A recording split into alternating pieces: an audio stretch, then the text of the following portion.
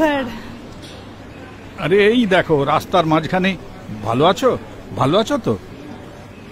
সবই তো জানেন স্যার। জানি ভালো তোমরা নেই, বহুদিনের অভ্যাস, মুখে চলে আসে কথাটা। কাগজে পড়লাম তোমরা কলকাতায় অনশন করছো।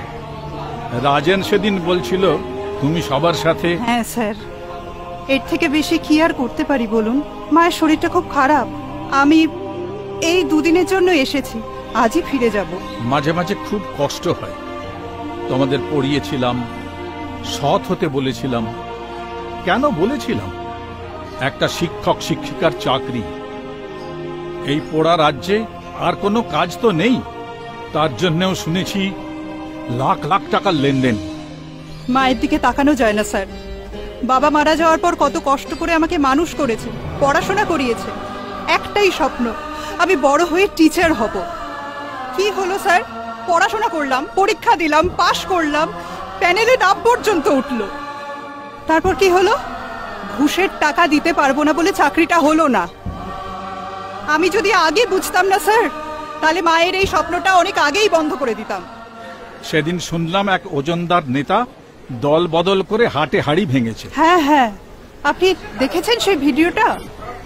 আমার কাছে আছে, আপনি কি দেখতে পারবেন স্যার? তোমাদের কোনো উপকার তো করতে পারছি না,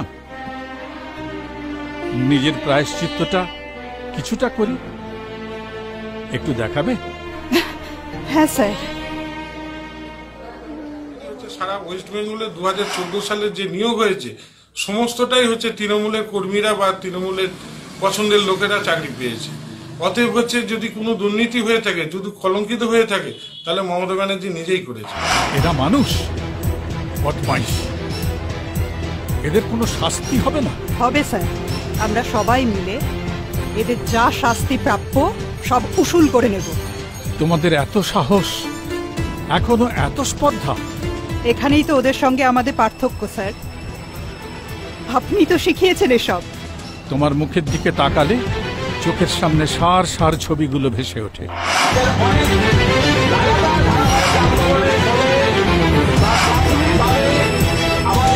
এই বয়সে তোমাদের কাছে নতুন করে কিছু শিখতে আমার একটুও লজ্জা করবে না। আপনি চলুন না আমাদের সঙ্গে।